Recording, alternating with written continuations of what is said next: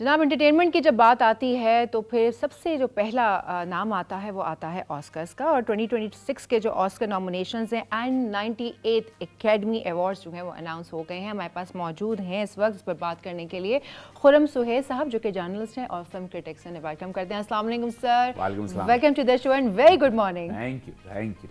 अच्छा, आपको भी वेलकम डॉन पे। Thank you so much. अब तो मैं पुरानी हो गई हूँ, 3 हफ्ते हो गए। सही। अच्छा, सही बताइए कि 2026 ऑस्कर्स इस बार कुछ नया क्या आने वाला है, क्योंकि काफ़ी सारी स्टोरीज हम सुन रहे हैं कि बहुत कुछ होने वाला है। 15 मार्च को प्रोबेबली ये होने वाले हैं, तो इसमें क्या इस बार के नॉमिनेशंस में कुछ डिफरेंस है, क्या फ़र्क है, कुछ नया है इसमें? देखें, जो लोग फिल्म लवर्स हैं और जो पूरी दुनिया का सिनेमा देखते हैं उनके लिए ऑस्कर की बहुत ज़्यादा वैल्यू है और बहुत हद तक कभी कभी नाइंसाफ़ी भी होती है, लेकिन बहुत कुछ अच्छा भी होता है इसमें। अच्छा। इस बार जो सबसे ज़्यादा जिसे कहना चाहिए हिस्ट्री ब्रेक करने वाला एक सीन है, वो सीन ये है कि एक फ़िल्म इसमें नॉमिनेट हुई है, सिनर। तो सिनर ने जो नॉमिनेशंस ली हैं वो अब तक की जितनी नॉमिनेशंस आज तक हुई हैं वो उन सब का रिकॉर्ड उसने जिसमें माइकल बी का माइकल डबल जॉर्डन रोल है प्रोबेबली, है ना जी, डबल रोल जो किया उन्होंने, तो उसकी सबसे ज़्यादा नॉमिनेशंस हैं, 16 नॉमिनेशंस हैं। 16 नॉमिनेशंस, वाह। और पहली बार किसी फिल्म ने इतनी नॉमिनेशंस 16 नॉमिनेशंस इज ह्यूज। बिल्कुल। 8 तक तो सुनी थी, 7-8 नॉमिनेशंस तक तो होती ही थी ना। 16 मगर किस कैटेगरी में आ रही है? सारी कैटेगरीज कवर हो रही हैं तकरीबन। पक्का ऑस्कर पक्का इसका नहीं, मतलब? जरूरी नहीं होता ऐसा। अगर हम पिछले सालों में देखें तो जिनको ज्यादा नॉमिनेशंस मिली वो फिल्में पीछे रह गई। अच्छा, अगर पिछले ये भी 4-5 साल को देखें तो इसलिए कुछ आइडिया नहीं है, लेकिन ये फिल्म बहुत अच्छी है, तो मुझे ऐसा लगता है कि ये रिकॉर्ड तोड़ेगी अवार्ड्स लेने का। अच्छा, इस बार फ्रांस और नॉर्वे जो हैं वो हाथ मार गए, बाजी ले गए ऊपर। आपको लगता है कि वो इसमें विनर्स रहने वाले हैं? देखें, फ्रांस से तो जाफर पनाही आ रहे हैं। Jafar Panahi Iranian film maker हैं बेसिकली, और फ्रांस में रहते हैं क्योंकि वो ईरान में रह नहीं सकते जैसा वो काम करते हैं। तो जाफर पनाही को अवार्ड मिलने का मुझे लगता है, फ्रांस को अवार्ड मिलने का बहुत ज़्यादा चांस है। लेकिन साथ में ट्यूनिसिया से एक फिल्म आई हुई है, वो बहुत स्ट्रॉन्ग है। मुझे लगता है इंटरनेशनल फिल्म की कैटेगरी में वो फिल्म अवार्ड लेगी। अच्छा, अगर वो उसको ना मिला तो फिर फ्रांस को मिलना चाहिए। फिर फ्रांस को मिलना चाहिए। और एक और मूवी है द सीक्रेट एजेंट, उसके बारे में आपका क्या ख्याल है? हाँ, अच्छी फिल्म है, लेकिन मुझे नहीं लगता कि बहुत ज़्यादा कोई रिकॉर्ड सेट कर पाएगी। ऐसा क्यों? उसकी वजह यह है कि कहानी में कुछ खास नया टोस्ट नहीं है। मैंने इत्तेफाक से ये फिल्म देखी भी है। कोशिश होती है मेरी कि मैं ऑस्कर की तमाम फिल्में देख सकूं जो नॉमिनेट होती हैं। सब ना भी देख सकूं तो ज़्यादा से ज़्यादा देखने की ये कोशिश होती है। वैसे कौन सी ऐसी कोई सरप्राइज मूवी आपको लगी कि ये कैसे नॉमिनेशंस में आ गई? वो होता है ना, एक शॉक लगता है देखने के बाद, अरे इसको कैसे नॉमिनेशंस में दे दिया। ऐसी कोई मूवी? ऐसी बहुत सारी हैं। जैसे देखिए, मेरे पास डिटेल अगर मैं आपसे शेयर जी करूं। जी प्लीज। एक तो मैं थोड़ा सा फ़र्क बता दूं, इंटरनेशनल फीचर फिल्म की कैटेगरी और बेस्ट पिक्चर की कैटेगरी हमारे देखने वाले इसका फ़र्क समझ लें। बेस्ट पिक्चर में 10 फिल्में होती हैं नॉमिनेट, और ये अमेरिकन प्रोडक्शंस होती हैं, अमेरिका में बनती हैं। और इंटरनेशनल फीचर फिल्म जो होती है वो मुख्तलिफ मुल्कों की प्रोडक्शंस होती है जो अमेरिका आती है नॉमिनेट होके, और फिर उसमें से अवार्ड दिए जाते हैं। और फिर दोनों, एक मैं कई सालों से ये बोल रहा हूँ कि कैटेगरी गड़बड़ हो रही है। एक ही फिल्म 2 जगह नॉमिनेट हो रही है, तो भाई जब 2 जगह नॉमिनेट हो रही है तो कोई एक कैटेगरी खत्म कर दो, ताकि वो जगह बचे। जी बिल्कुल। या ये रूल बना दो कि जो इंटरनेशनल फीचर फिल्म है वो बेस्ट पिक्चर में ना आए। तो हमें 2-3 फिल्में इस सिनेरियो में भी नजर आ रही हैं। जैसे अगर हम यहाँ देखें तो हमें जो है वो नॉर्वे की ही फिल्म सेंटिमेंटल वैल्यू भी दोनों जगह फॉल करती नजर आ रही है। और द सीक्रेट एजेंट की जो आपने बात की, इसकी सबसे जो ज़्यादा रिकॉर्ड सेट हो सकता है नज़र आ रहा है वो है ब्राज़ीलियन एक्टर का, जो इसको लीड एक्टिंग कर रहे हैं, इसमें लीड रोल कर रहे हैं। वो बेस्ट एक्टर का अवार्ड ले सकते हैं नज़रिया। बहुत ही शानदार काम। लेकिन फिल्म नॉर्मल है, लेकिन पुराने ज़माने का ब्राज़ील दिखाया है, उसके अंदर एक स्ट्रगल दिखाई है। ऐसी मूवीज जरा लोग देखते भी हैं क्योंकि वो ओल्ड एरा जब दिखाया जाता है, वही उसी किस्म का एक्शन, वही वार्डरोब होता है, तो लोगों की तवज्जो का बाइस बनती है। बिल्कुल। अब ये देखें ना, ये फिल्म दोनों कैटेगरी में फॉल कर रही है, तो ये किसी और फिल्म के साथ नाइंसाफी हो गई ना। ये तो सही बात है। यहाँ सेलेक्ट हो जाती है अगर ये एक जगह रहते। तो ऑस्कर वाले सुनते ही नहीं है, हर साल हम बोलते हैं इनको कि ये आपने कुछ कन्फ्यूजन फैलाई हुई है। तो इसके ऊपर मतलब ये तो एक ऐसी बात है कि इसके ऊपर उनको कुछ एक्शन लेना चाहिए अगर क्योंकि इतनी फिल्में बनती हैं, इतनी मूवीज आती हैं, सबको अगर किसी ना किसी कैटेगरी में कुछ मिल जाता है तो बहुत अच्छी बात है। बिल्कुल। और इस साल एक नई कैटेगरी भी ऐड हुई है, वो बेस्ट कास्टिंग की ऑस्कर में। ये कौन सी कैटेगरी रही है इसमें? जो बेस्ट कास्टिंग आप मुख्तलिफ आर्टिस्टों को कास्ट करते हैं फिल्म के लिए, तो वो कास्ट डायरेक्टर होता है जी। लेकिन इसका अवार्ड नहीं था इससे पहले, ये साल से शुरू किया है उन्होंने। तो इसके लिए कोई खास डायरेक्टर होता है और वो मतलब जी, फिर वो तो काफी cast का सारे होते director होंगे तभी तो नॉमिनेशंस के लिए उनको किया है। ओके, फिर तो बहरहाल बड़ा अहम डायरेक्टर होता है ये भी, पूरी फिल्म इस पर बेस कर दी जाहिर सी बात है, कास्ट जितनी अच्छी होगी उतना अच्छा मूवी को रिस्पांस मिलेगा। लोग तो सबसे पहले ये देखते हैं ना, मूवी आई है कि एक्शन है, थ्रिलर है, मिस्ट्री है, और फिर एक्ट्रेसेस कौन कौन से हैं इसके अंदर, साइड रोल किसका है, अटेंशन यही होती है, पहले अटेंशन यही होती है। लेकिन ये है कि अब सीक्रेट एजेंट जो है वो देखिए क्या होता है, 2 कैटेगरीज में है, जो इसके चांसेस ज्यादा बन रहे हैं वो इसलिए बन रहे हैं कि दोनों कैटेगरीज में बेस्ट पिक्चर में, और फिर ब्राजीलियन एक्टर कौन सी कैटेगरीज में फॉल कर रही है? इंटरनेशनल फीचर फिल्म और बेस्ट पिक्चर दोनों में ही आ रही है। दोनों में आ रही है। ओके। तो अब इसको आया अवार्ड मिलता है नहीं मिलता, लेकिन मुझे लगता है कि फिल्म में, बेस्ट फिल्म में ये रेस में थोड़ा पीछे है, क्योंकि 2 बड़ी फिल्में जो हैं और वो लगी हुई हैं। बेस्ट पिक्चर के अंदर जो मुझे सबसे फेवरेट लग रही है, वन बैटल आफ्टर अनदर है, लियोनार्डो डी कैप्रियो की, और फिर लियोनार्डो की तो जी लेजेंडरी वो तो है ही, फिर सिनर तो ऑन ही है ऑलरेडी। तो जो है ये दोनों जो है वो मुझे लगता है कि फिल्में बहुत ज़्यादा, इनके एक्टर्स भी और फिल्में भी आगे लीड करेंगी। अच्छा, मतलब उनकी कास्ट भी हैवी है, डायरेक्शन के हवाले से भी, तो आपको लगता है ये ज़्यादा लीड करने वाली है? कम से कम इंटरनेशनल फीचर फिल्म और बेस्ट पिक्चर में तो यही 2 फिल्में ज़्यादा आगे जो है वो जाने वाली हैं। बेस्ट पिक्चर के अंदर ये दोनों फिल्में, लियोनार्डो की और जॉन हार्डी की, और उसमें ट्यूनीसिया की जो फिल्म है द वॉइस ऑफ हिंद रजब, वो गजा की कहानी दिखाई है। अच्छा। एक बच्चे को वो रेस्क्यू कर रहे हैं, छोटा सा बच्चा है और बच्ची, और वो फोन कॉल पर है और वो कह रही मुझे डर भी लग रहा है और मुझे आप बचाइए। अब उसके लिए स्ट्रगल हो रही है कि कैसे बचाएं, हम जा नहीं सकते, बाहर खतरा है, चीजें बहुत डॉक्यूमेंट्री काइंड ऑफ मूवी होगी नहीं, या फीचर फिल्म है, प्रॉपर फीचर और फिल्म रियल है। इवेंट पर है वो तो, और ऐसी दिल को हिला देने वाली है कि आप सकते में आ जाएं वो फिल्म देखते हुए। अच्छा, इसका थोड़ा सा बैकग्राउंड बताइएगा क्योंकि बड़ा इंटरेस्टिंग साउंड कर रहा है। ये गजा की कहानी है, फलस्तीन की, और उसमें ये दिखाया है कि किस तरह एक बच्ची रेस्क्यू की अपील कर रही है कि मेरे घर वाले सारे शहीद हो चुके हैं और मैं अकेली बची हुई हूँ, और उससे पूछ रहे हैं तुम किस क्लास में पढ़ती हो, और वो सारा कुछ फ़ोन पे बता रही है। तो अब रेस्क्यू टीम उसे उस तक पहुंचने की कोशिश कर रही है, 8 मिनट का डिस्टेंस है बीच में। उस स्ट्रगल पर पूरी फिल्म है और उस टेंशन के ऊपर। बहुत ही वैसे खूबसूरत टॉपिक लिया है उन्होंने, और इसके ऊपर मुझे लगता है दिल देने वाली सस्पेंस होगी जरूर। ये जो इंटरनेशनल फीचर फिल्म की 5 फिल्में उसमें सबसे स्ट्रांग है मेरे बिल्कुल, मस्ट बी। ये मुझे सुनकर ऐसा लग रहा है कि बस शायद इसी को नॉमिनेट करके और इसको अवार्ड दे देना चाहिए। तो मुझे ये बताइए कि जैसे आप मूवीज में आपने कहा कि मेहरानू के ये कैसे नॉमिनेशंस में आ गई, सबसे पहले तो जरा मिर्च मसाले वाली बात करते हैं उसके बाद शादी वाली बातें करेंगे। कौन सी ऐसी एक्टर्स हैं जिनको देख के आपने कहा अरे इसको कैसे नॉमिनेट कर दिया, ये तो फारिग है बिल्कुल ही? असल में बाज दफा एक्टिंग पे होता है, बाज दफा फिल्म पे होता है। फिल्म अच्छी नहीं होती और हम देखते हैं, अब जैसे सिनर में, अगर मैं आपको ईमानदारी से अपनी जाती राय बताऊं, हो सकता है किसी को बुरी लग जाए, सबसे ज्यादा नॉमिनेशन है उसकी। सिनर में माइकल बी जॉर्डन ने एक बहुत नॉर्मल सी एक्टिंग की हुई है। अच्छा, मतलब, और फिल्म भी एक नॉर्मल सी फिल्म है, 1930 का जमाना दिखाया है, पुराना गांव। ऐसी कोई एक्स्ट्राऑर्डिनरी एक्टिंग या एक्स्ट्राऑर्डिनरी कोई मूवी नहीं है, प्रोडक्शन डिजाइन ऐसा नहीं है, कोई बैकग्राउंड म्यूजिक ऐसा नहीं है। मैंने वो फिल्म देखी, एक नॉर्मल सी हॉरर मूवी। भाई किस बात की 16 नॉमिनेशंस, समझ से बाहर है। उससे कहीं ज्यादा अच्छी फिल्म जो है, वहाँ कोई पर्ची वाला सिस्टम तो नहीं है?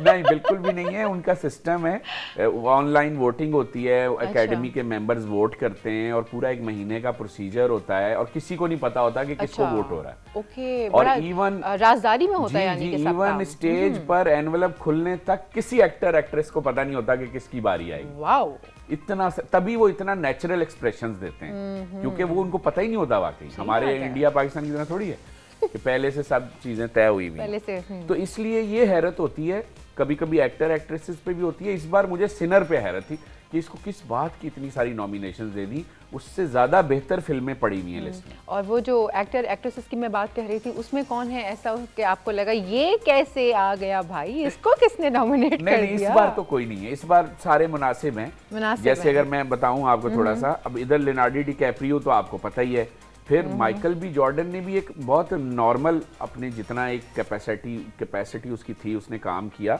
उसके अलावा वैगनार मोरा जो हैं, चूंकि ब्राजीलियन एंट्री है, वो टफ टाइम देंगे दोनों अमेरिकन को। अच्छा, और देखें अब क्या बनता है। तो इन तीन के दरमियान कंपटीशन है। तो अगर हम बाकी के दो देख लें तो उन्होंने जो है इथन हैविक और तिमोथो जो चालमेट जो हैं अच्छा काम किया, लेकिन ये तीनों बहुत हैवी वेट हैं इस वक्त बेस्ट एक्टर। बेस्ट एक्टर्स में आपको कौन लगता है कि इसमें से कौन ज्यादा बेहतर है? किसको मुझे मिल लगता सकता है कि ये लोग ना, मैं मूवीज के ऊपर बात नहीं कर रही, एक्टर मैं के उनकी ऊपर। एक्टिंग के हवाले से बात कर रही हूँ कि आपको एक होता है कि आपने कहा ना एक मूवी होती है जो मूवी बहुत अच्छी होती है और एक्टिंग बस नॉर्मल होती है। मैं एक्टिंग के हवाले से पूछ रही हूँ कि हु इज द बेस्ट तीनों में देखें से? लियोनार्डो डिकैप्रियो वो वाहिद एक्टर है कि जिसने जैसे जैसे उसका कैरियर आगे बढ़ा है उसने अपने आप को इम्प्रूव किया। ये तो है, हर बार नया हैरान कर देने वाला पॉलिश्ड character। एक्टर, बिल्कुल। और अभी ये फिल्म देखने के बाद एक बाप अपनी बेटी की लड़ाई लड़ रहा है। इस फिल्म की थीम ये है, दो बाप लगा है। कभी हमने उसे लड़का देखा था, अब उसे हम बाप के रोल में देख रहे हैं। तो बड़ी बात है कि वो साथ साथ इम्प्रूव कर रहा है। इम्प्रूव मतलब वो अपने आप को मतलब उस कैरेक्टर में ढा देते हैं, बिल्कुल ही ना। लफ्ज ठीक नहीं होगा, वो बहुत बड़े एक्टर हैं, यानी हैरान कर रहा है। हैरान कुन एक्टिंग उन्होंने की हैरान है, कुन एक्टिंग। तो जबरदस्त। लियोनार्डो डिकैप्रियो के लिए मेरी विशेज हैं कि आप भी यही विश दें कि उनको मिलना बिल्कुल भाई, हम तो टाइटैनिक से उनके फैन हैं। जब दिन से टाइटैनिक देखी है, सही बात। छोटे ही थे जब हम लोग टाइटैनिक आई थी, लेकिन उसके बाद से बस मुझे तो उसके अलावा कोई हीरो ही नहीं दिखता। मजे की बात यह है कि उसमें इनको ना केट विंसलेट को कोई अवार्ड मिला टाइटैनिक में, ना इनको कोई ऐसा मिला था ना, और जी। नॉमिनेशंस इनकी 11 थी, नॉमिनेशंस, लेकिन उसके बाद से ये बिल्कुल मेरे ख्याल से स्क्रीन से उतरे ही नहीं है कभी, नहीं है ना? उतरे नहीं। फिर इन्होंने 7 तो एक ही फिल्म की है, साथ तो इन्होंने एक ही लेकिन movie उसके किया है। अलावा फिर ये काम करते रहे और दोनों को डिफरेंट फिल्मों में फिर अवार्ड हाँ, साथ नहीं की दोबारा इन्होंने कोई हाँ, मूवी दोबारा टाइटैनिक नहीं के बाद, लेकिन बस वो बन गई थी और उसके बाद सही उस बात। जैसी मूवी दोबारा कोई बनी नहीं हाँ, वो है। जो एक फिल्म इन्होंने की उसमें मियां बीवी बन के लड़ रहे हैं आपस में। बहुत ही हकीकत पाकिस्तानी पसंद। ड्रामा बन गया, पाकिस्तानी ड्रामा बन गया वो। ये भी सही है। अच्छा, आपने बात की थी एमा स्टोन की, आई गेस, है ना? जी। और एक है जेसी बकली है या जेसी बकली जो है जेसी वो बकली मेरी फेवरेट हैं इस लिस्ट में। आयरिश एक्ट्रेस हैं, बहुत जोरदार काम किया उन्होंने इस फिल्म में। हैमनेथ, और हैमनेथ जो है ये भी फॉल कर रही है बहुत अच्छी फिल्मों में, लेकिन जाहिर बात है थोड़ा सा नीचे है, लेकिन इससे कोई फर्क नहीं पड़ता। स्टीवन स्पीलबर्ग इसके प्रोड्यूसर्स में हैं, बाकी लोग हैं, तो हैवी वेट है, बहुत ही तो हैवी वेट मुझे लग रहा है तो। एक्ट्रेस में ये लीड करेगी क्योंकि बाकी फिल्में हल्की हैं उसके मुकाबले। अच्छा, यहाँ पर एक अच्छी बात यह है कि इनके यहाँ से जो दूसरे कंट्रीज जैसे आपने कहा आयरिश हैं या इवन टर्किश एक्टर एक्ट्रेसेस भी आते हैं, ट्यूनिस इस बार आया जी, तो उनको ना बहुत ही वार्म वेलकम मिलता है। लाइक डायरेक्टर्स और प्रोड्यूसर्स जो बाहर से आए, जैसे आपने कहा ईरानी है एक, वो भी है, उनको बड़ा इनको एक्नॉलेजमेंट मिलती है उनकी एफर्ट्स की। हाँ, ये एक्नॉलेजमेंट का मौसम अभी नया है, पहले नहीं करते थे। अच्छा, ये अब पिछले करने 8-10 साल से शुरू हुए करना, वरना ये तो किसी नॉन हॉलीवुड फिल्म को करीब नहीं आने देते। अच्छा, लेकिन अभी काफी माइल्ड हो गए हैं। हाँ, ये अब मुझे लगता acceptance आ है गई है। इनकी बिजनेस की मजबूरी भी है ना, क्योंकि अब स्ट्रीमिंग पोर्टल्स की फिल्में भी ऐड करनी पड़ती हैं और मुख्तलिफ मुल्कों में प्रोडक्शन हाउसेस बने हुए हैं, वहां से फिल्में बन रही हैं, तो कैसे हटाएंगे? बेस्ट डायरेक्टर्स और स्क्रीन पे का भी जो है ना वो आप खोल दें राज। सही बात, जो आप चटपटा कह रही है ना बार बार, तो मुझे जो है ना वो चाट याद आ रही है। विल स्मिथ का चमाट याद आ रहा है जो एक ऑस्कर सेरेमनी में ही हुआ था। ओह यस, वो उसके ऊपर भी बात कर लेते हैं, क्या हुआ 10 था? साल की उस पर पाबंदी है, विल स्मिथ आ नहीं सकता ऑस्कर्स में। ओह यस, वो जो पूरा नेशनल इंटरनेशनल टीवी पे जो चला था, और अभी 4 साल हुए हैं, मैं तो साल गिन रहा हूँ, इतना अच्छा एक्टर है वो हमारा। विल स्मिथ बैन कर दिए गए, ओ हो। लेकिन ये देखें कितना फेयर हैं वो लोग कि उन्होंने ये नहीं देखा कि किया किसने, कि हुआ है और गलत काम हुआ है तो बैन कर दिया उठा के उसको। सही बात। अभी डायरेक्टर्स का बताइए, कौन है डायरेक्टर्स में हमारे पास जो है वो वन बैटल आफ्टर अनदर में पाउल एंडरसन और सिनर के लिए रियान कोगलर जो हैं, इनके दरमियान बहुत ज़्यादा कंपटीशन है, लेकिन मैं जो है वो चाइनीज़ ओरिजिन की अमेरिकन डायरेक्टर जो ऑस्कर ले चुकी हैं बेस्ट डायरेक्टर का, पहले वो दोबारा नॉमिनेट हुई हैं हैमनेट फिल्म के ज़रिए, जिसके प्रोड्यूसर स्पीलबर्ग भी हैं वन ऑफ देम, तो उनका भी चांस बन सकता है। लेकिन मुझे लगता है कि ये पाउल और रेयान के दरमियान ज़्यादा मुकाबला रहेगा, और इसमें भी पाउल का ज़्यादा मुझे चांस लग रहा है, वन बैटल आफ्टर अनदर की। अच्छा, और स्क्रीन प्ले की बात करें तो? और स्क्रीन प्ले में जो है वो डिफरेंट सिचुएशन है, क्योंकि स्क्रीन प्ले में ये गेम भी होता है कि आपको ये देखना होता है कि ये फिल्म एडॉप्टेड स्क्रीन प्ले उसके सामने कैसा है और ओरिजिनल कैसा लिखा गया। तो हमने चूंकि ओरिजिनल को चूज़ किया है, तो ब्लू मून जो फिल्म है उसका जो स्क्रीन प्ले है रॉबर्ट कैप्लियो ने लिखा है। ये मुझे लगता है कि बहुत ही दिल को गुदगुदा देने वाली कहानी है, और अगर ज़रा सा भी दिल को गुदगुदा देने वाली कहानियाँ कौन सी होती हैं, पहले तो ये बताइए। ऐसी कहानियाँ जिन्हें देखते हुए आप जो है वो डूब जाएं, खो जाएं, गुम हो जाएं। बिल्कुल, ये आपने अच्छा, वो हमारी रील हम लगाते हैं ना सोशल मीडिया पे, तो हमें कंटेंट मिल गया। भाई अफान सुन लें, इसका आपने टैग लाइन ये लगानी है, दिल को गुदगुदा देने वाली कहानी। ये भी ठीक है।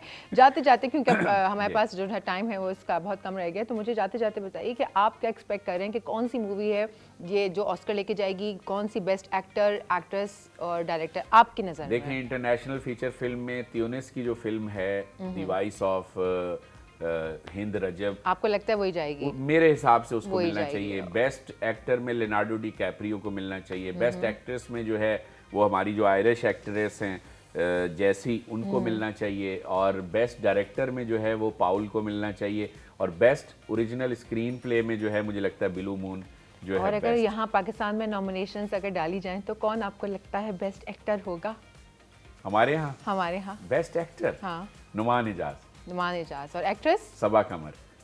डायरेक्टर? बिलाल लाशारी। बिलाल लाशारी। और बेस्ट मूवी अब तक की?